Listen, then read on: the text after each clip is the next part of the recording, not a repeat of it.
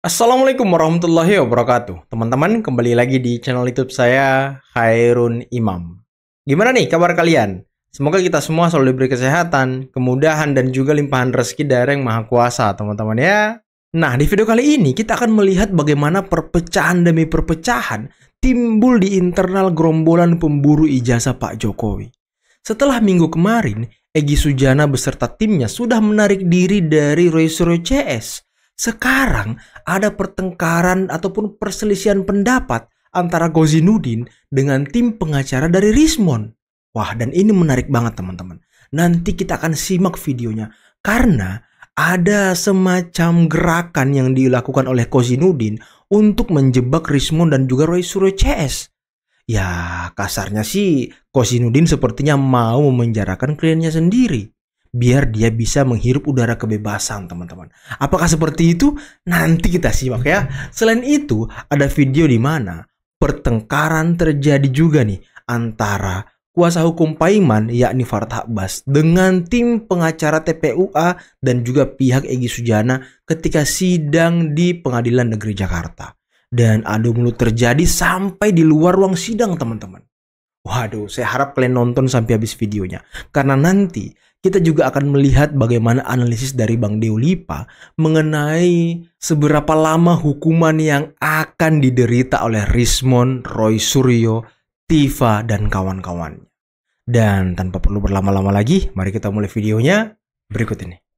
Dr. Rismon Sianipar, ada hal yang penting untuk diketahui oleh media dalam sebuah keterangan kepada penyidik. Dr. Rismon Hasiholan Sianipar meminta kepada pelapor saudara Joko Widodo melalui penyidik agar tidak mencabut laporannya, agar kasus ini benar-benar sampai pengadilan, agar effort yang dikeluarkan dalam memberikan penjelasan di kasus ini itu tidak sia-sia, karena sudah banyak ya tenaga, pikiran, bahkan biaya yang dikeluarkan untuk melakukan kajian ini.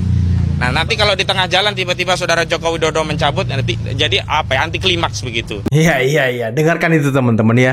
Kata Kozinudin, Rismon berharap kasus ini sampai di pengadilan. Nah, sekarang kita dengarkan apa kata pengacara TPUA yang lain dan juga apa kata Rismon mengenai kasusnya yang sedang berjalan di Polda Metro. Meanwhile, nah ini Presiden Prabowo harus intervensi, ya, intervensi kasus ini dan segera dihentikan. Jadi nggak ada masalah hukumnya sama sekali. 2 hours later, bahwa nanti kesimpulan yang diambil oleh Polda Metro Jaya itu adalah kesimpulan yang di dalamnya tidak mengandung unsur dugaan tindak pidana. Tetapi perkara ini berdasarkan pasal 109 KUHP bisa di SP3, karena perkara tersebut bukanlah perkara tindak pidana. SP3 itu teman-teman penghentian penyidikan. Berarti ya nggak sampai ke pengadilan. Kok bisa beda gitu pendapatnya? Kok bisa beda antara Kozinudin dan pengacara Rismon dan gerombolan-gerombolannya, teman-teman? Ada apa ini? Apakah sudah mulai terjadi perpecahan di antara mereka? Apakah sudah terjadi perselisihan di internal mereka? Karena tadi Kozinudin singgung-singgung soal biaya, soal apakah duit bohir udah nggak cair? Sekarang jualan buku. Tidak ada niat kami untuk memfitnah atau ujaran-ujaran kebencian atau menyebarkan berita bohong. Karena kami telah menjelaskan semuanya secara saintifik dan fakta-fakta di lapangan yang kami temukan, ya saya kira sudah sepantasnya ini SP3 ya. Karena memang pasal-pasal yang dituduhkan, apalagi pasal SP3. Mengubah itu pasal 3235 ITE, ya, dokumen elektronik kami dituduh mengubah-ubah, memanipulasi, apalagi pasal 160 KUHP yang penghasutan. Saya kira kami telah menjelaskan secara komprehensif baik lewat kajian kami maupun temuan kami di lapangan.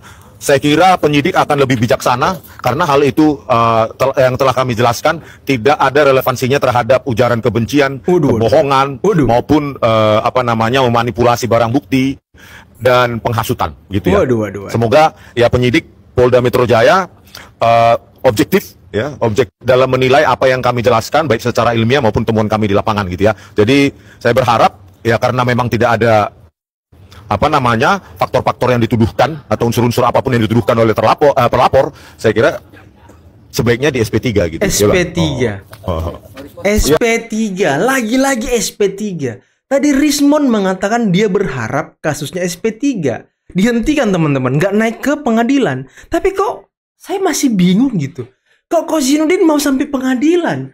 Apakah targetnya sampai ke pengadilan biar duit Bohir ini cair? Ataukah Kozhinuddin punya cara lain?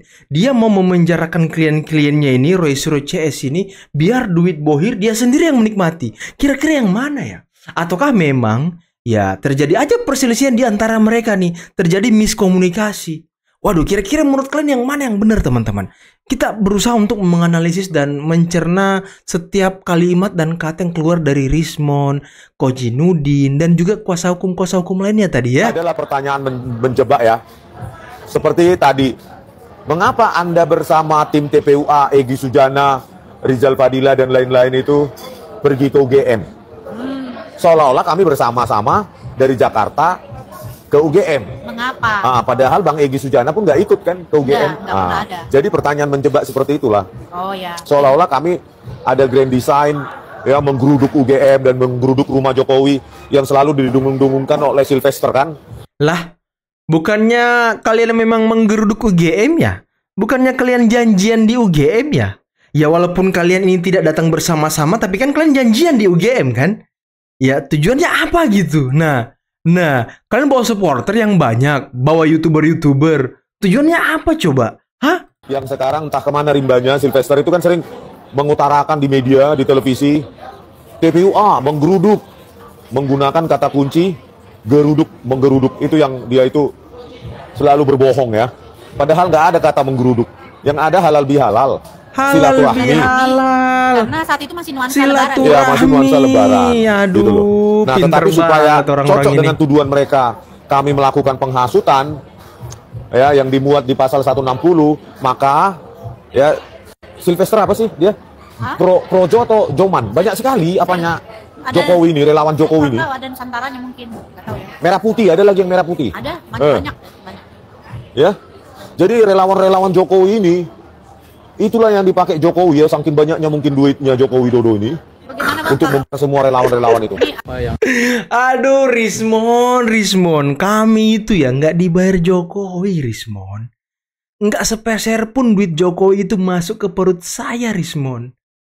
Apalagi yang lain. Gimana sih Rismon ini?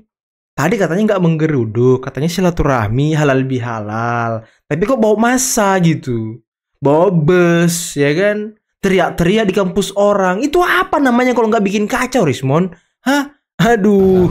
Didudukan sebagai tersangka, sudah pasti. Kemudian rangkaian pencemaran nama baik kan berjalan. Sejak laporan diadakan, sampai sekarang masih terus saja dicemarkan kan. Sehingga itu kemudian digali lagi. Sampai pada titik, mungkin kalau dia cemarkan lagi dengan buku putihnya itu kan, termasuk mencemarkan juga. Nah, itu di BAP lagi. Jadi pendalaman materi itu penting. Sehingga semuanya tercover oleh penyidik, sehingga ketika masuk di persidangan sudah lengkap, jadi nggak ada yang ketinggalan. Makanya kenapa seorang Rismon bisa 2-3 kali di BAP. Setelah lengkap, baru kemudian tentukan siapa tersangkanya. Kemungkinan besar ya yang banyak ya yang Roy CS ini, Roy CS-nya ya, Rismon yang terlapor kan, Rismon, dan Roy sama Tifa sama yang lainnya.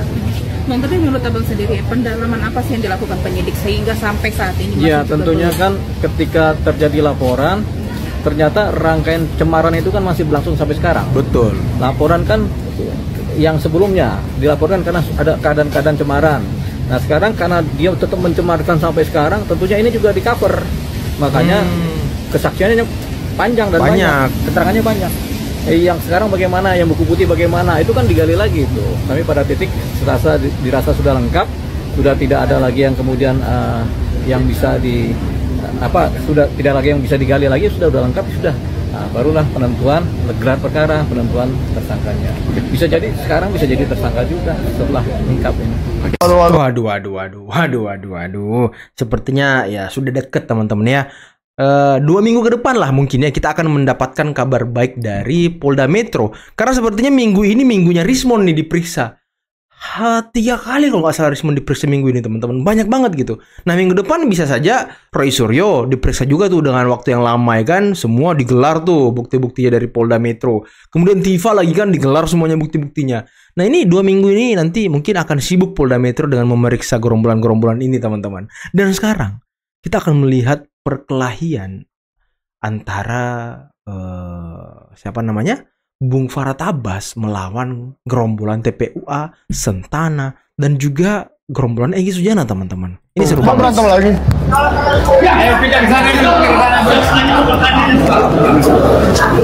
Waduh. Kenapa harus berantem ini?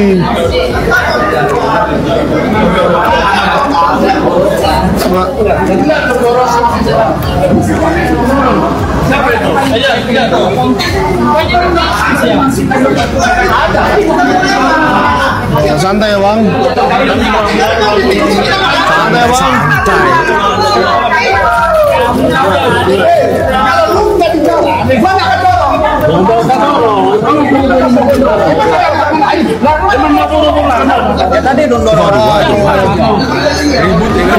Jangan berantem di ruang sidang ya bang. Aduh, ini gimana sih? Besok kita bagi-bagi beras. Oh, beras apa ini? Beras palsu. Beras menang. Beras palsu. Oh, pastilah. Oke.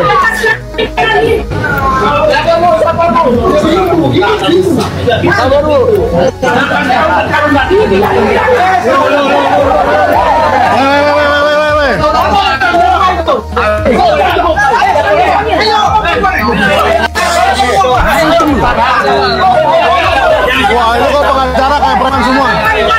Wah, ini pengacaranya. Pengacara apa ini? Pengacara pramuka. Besok bagi-bagi beras kita. Ini gerombolan TPUA ini kayaknya sengaja mereka memprovokasi teman-teman. Coba lihat aja tuh, ngikut terus dia, ngerocos aja dia, mereka terus nih ngerocos terus. Giliran dibales, dilawan, dikiranya melawan gitu, dikiranya kita mau mukul orang, padahal ya dia yang mancing-mancing tuh. Wah.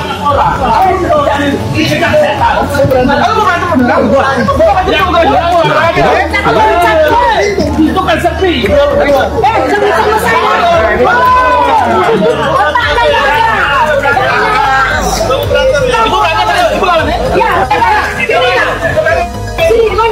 Wah, ini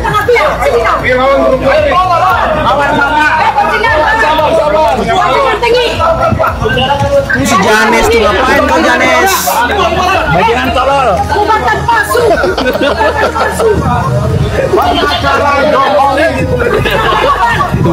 kan, coba lihat, mereka yang teriak-teriak loh. Mereka yang teriak-teriak, giliran dilawan langsung playing victim. Ini bahaya orang seperti ini, teman-teman. sorry bang. Saya wartawan, kenapa menjarakan? Dasarnya apa?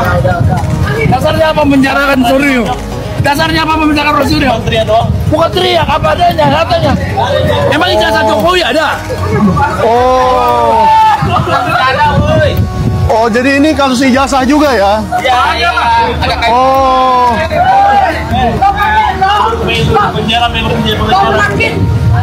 Berarti Pak Iman ini terlibat kasus ijazah juga ya? Iya, kok menggugat dituduh profesor palsu, ijazahnya palsu. Dituduh profesor palsu. Iya. Ijazah palsu. Iya.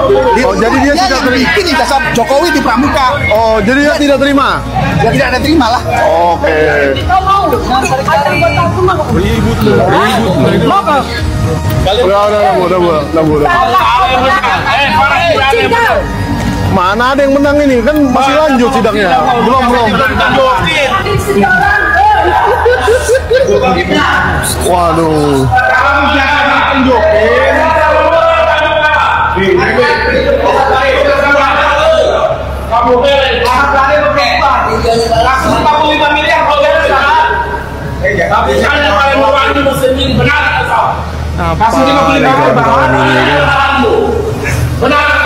Sok keras saya semua ini. Apa hubungannya?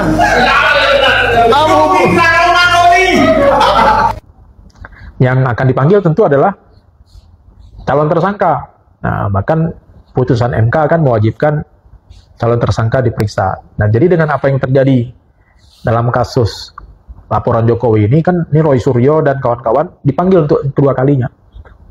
Nah, saya kira berdasarkan pengalaman selama ini dan proses hukum acara pidana ini, status tersangka makin dekat ini. Atau kalau penyidik beranggapan saksi-saksinya tadi tidak meyakinkan, alat buktinya tidak meyakinkan, penyidik akan menghentikan perkara ini karena dianggap bukan tindak pidana atau dianggap tidak cukup bukti. Nah, atau dihentikan demi hukum. Nah, tapi kalau yang dihentikan demi hukum dalam kasus ini sepertinya tidak. Paling kemungkinannya dua. Kalau penyidik berpendapat nanti menghentikan perkara ini, itu disebabkan oleh pendapat bahwa ini bukan tindak pidana atau tidak cukup bukti. Tapi saya kira berdasarkan perkembangan selama ini, penyidik saya kira sudah mengantongi alat bukti. Karena yang dipersangkakan ini bukan cuma fitnah, tapi juga adalah penghinaan atau ujaran kebencian. Nah, apa yang dimaksud dengan ujaran kebencian itu? Ujaran kebencian itu segala sesuatu pandangan, pendapat yang disampaikan di hadapan publik dengan maksud untuk membuat orang membenci suku, individu, kemudian suku, agama, ras, atau golongan tertentu di tengah masyarakat. Ya, dengan cara apa? Ya dengan cara melontarkan fitnah, melontarkan cacian, makian, atau berita-berita yang membuat orang kemudian menjadi benci. Nah, itulah yang akan mungkin ya diterapkan. Nah, ini yang sementara yang saya lihat ini, Roy Suryo dan timnya ini dan kawan-kawan itu lebih fokus pada usaha untuk membuktikan bahwa apa yang mereka tuduhkan itu benar. Nah, padahal pasal yang dilaporkan oleh Jokowi bukan hanya pasal penghinaan, bukan cuma pasal fitnah, tapi juga pasal ujaran kebencian dan pasal mengubah atau memanipulasi barang bukti, sistem informasi atau dokumen elektronik yang berupa dalam hal ini adalah kopi ijazah Jokowi. Nah, ini yang mungkin tidak terpantau atau tidak disampaikan advis ini oleh teman-teman penasihat hukum dari Roy Suryo dan kawan-kawan. Aduh, gimana Pak? Tapi sekali lagi ini berdasarkan pengalaman, dengan sudah dipanggil untuk yang kedua kalinya, artinya walaupun saya tidak tahu, penyidik juga nggak ngomong sama saya juga nggak nanya sama penyidik, tapi ini kan berdasarkan pengalaman. Urut-urutan peristiwa dalam proses penyidikan, ini artinya sudah mendekati akhir dari proses penyidikan. Waduh, sudah mendekati akhir dari proses penyidikan. Berarti sudah akan ada tersangka yang akan diumumkan oleh Polda Metro. Karena Rizmon sudah 3 kali diperiksa, teman-teman. Ya mungkin kedepannya bakal banyak yang diperiksa lagi nih. Ya sepertinya sudah spesifik, sudah mengerucut nih nama-nama yang akan menjadi tersangka. Ya inilah mungkin ya titik terang yang selama ini kita tunggu-tunggu berhari-hari, berminggu-minggu, bahkan berbulan-bulan, teman-teman.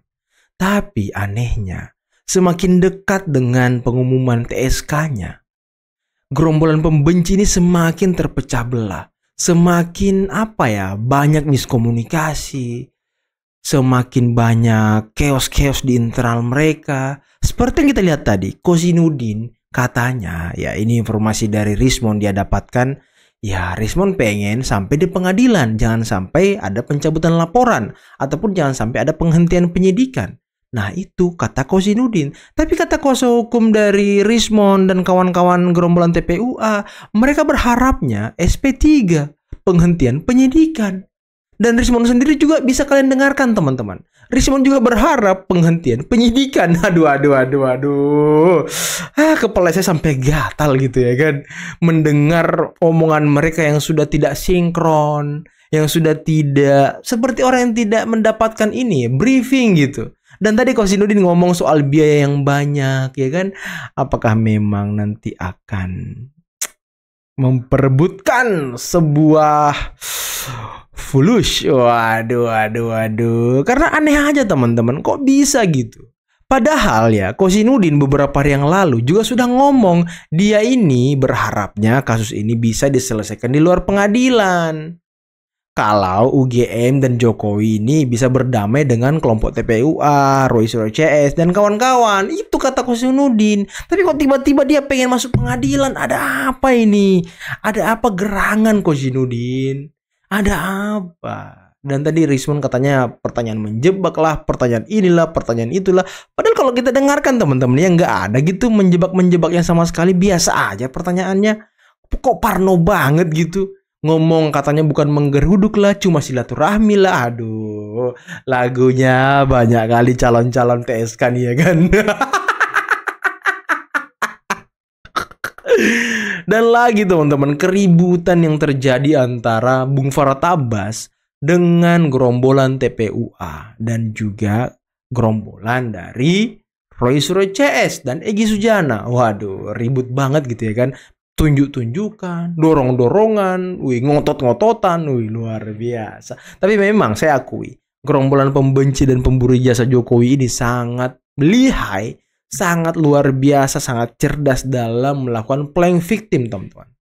Mereka sangat jago, mereka sangat luar biasa. Saya akui itu. Dengan menonton dan melihat video tadi ya sudah bisa kita simpulkan gitu ya kan. Memang mereka ini ya begitulah, suka cari-cari keributan, tiba-tiba kita ke orang melawan langsung diputar balikan faktanya. Ya gitu-gitulah teman-teman. Dan tadi kata Bang Deolipa juga sebentar lagi. Sebentar lagi nih. Dan yang berat-berat hukumannya itu dan yang pasti ya, yang mungkin ya pasti Roy Suryo, Rismond dan juga Tifa, trio RRT, dan buku dari Rismond RRT ini akan menjadi bukti pamungkas dari Polda Metro. Dan juga video Tifa terakhir yang mengatakan bahwa memang mereka bertiga mau menghancurkan Pak Jokowi. Nah, mensreanya udah kental banget teman-teman. Oke, mungkin cukup sekian dulu video kali ini. Jangan lupa like, subscribe, dan share videonya. Akhir kata, billahi taufiq wal hidayah. Assalamualaikum warahmatullahi wabarakatuh. Bye-bye.